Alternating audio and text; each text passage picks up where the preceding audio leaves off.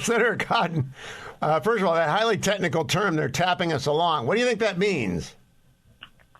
Oh, Hugh, I think he recognizes what Iran has been doing for some time, which is trying to drag out negotiations and interminable talks as they continue to race towards a nuclear weapon and missiles that can deliver that weapon not just to Israel and its Arab neighbors, but also to the United States, probably in fewer years than you have fingers on your hand.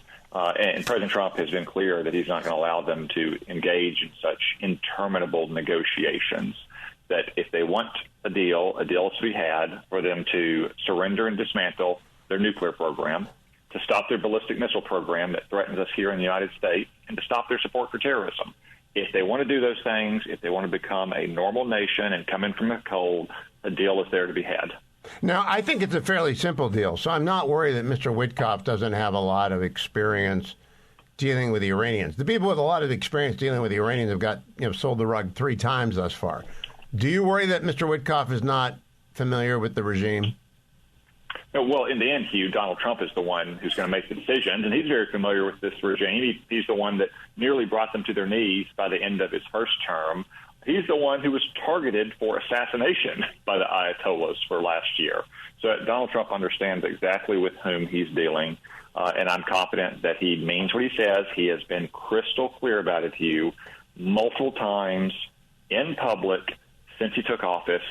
Iran will not be allowed to have a nuclear weapon. They can either make a deal or they're going to get bombed. And he just says it that bluntly, Hugh. That's not even me saying it. That's Donald Trump saying it. No, he said the bombs will fall. Very different from how Joe Biden or how Barack Obama talks about that matter. For that matter, different from how Republicans for him talks. But it's the kind of frank, blunt talk for which Donald Trump is known and the American people expect. Now, Senator, when I was on Special Report on Friday night, they opened up with a question about the China tariffs. Here's my response, cut number 21. He's making his inaugural appearance as a Fox News contributor. Hugh, welcome to the Fox family. We're happy to have you on board. I'm very glad to join you, Brett. Thank you for having me. What do you make of this? Obviously the headlines reading about consumer sentiment a lot. The president finishes the week with the markets up, but there are questions, Hugh, about the China policy. I like the China policy, Brett. I have been a hawk on China for a long time, as have Senator Cotton when he was in Congress, Representative Gallagher. The hard reset is what we needed. Donald Trump has brought it about. Carolyn Levitt noted from the podium today, they need our consumers. They need our markets. We're a $29 trillion economy. They're a $19 trillion economy. And they cheat. They cheat all the time, ever since they joined the WTO. So a hard reset, and if necessary, a hard decoupling, is in the best national security interest of the United States. I'm happy to see it. Did I get that right, Senator Cotton? And what would you have added had you been whispering in my ear? Well, Hugh, that's mostly right.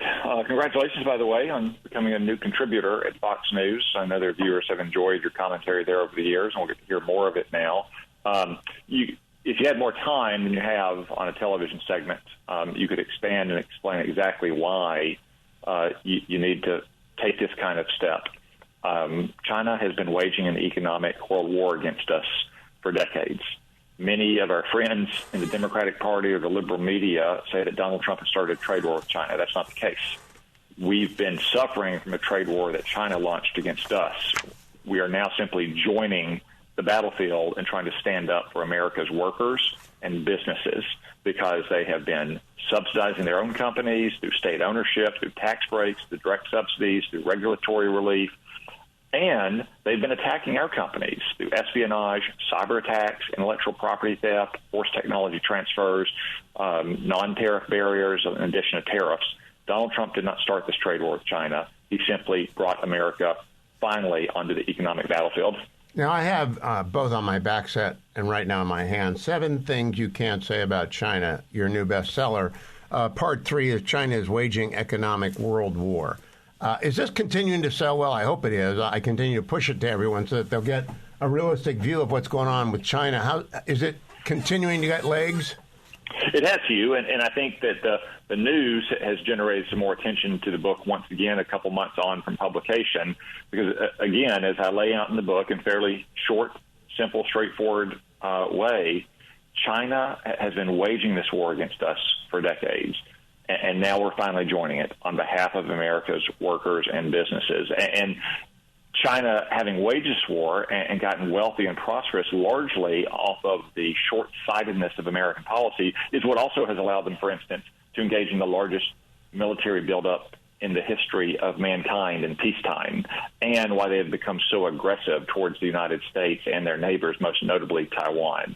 So we have seen more interest in 7 Things You Can't Say About China, as the economic struggle for mastery between the United States and China has gotten even more intense.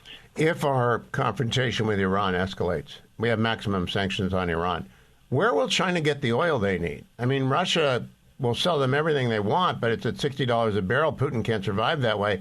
I think the alliance of tyrants is in real trouble right now. Yeah, I mean, Hugh, that would severely harm China's economy. They've been buying cut-rate oil from Iran for the last 4 years because Joe Biden refused to enforce sanctions on them. And as you say, Russia is struggling mightily as well because the price of oil has now fallen substantially on Donald Trump's watch, which is an underreported fact, both economically here at home and also from a strategic standpoint. So it would put China in a rock and a hard place.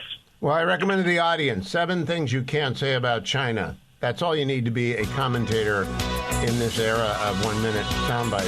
Actually, you can be a commentator in a 10-minute soundbite if you read 7 Things You Can't Say About China. Thank you, Senator Cotton. Someday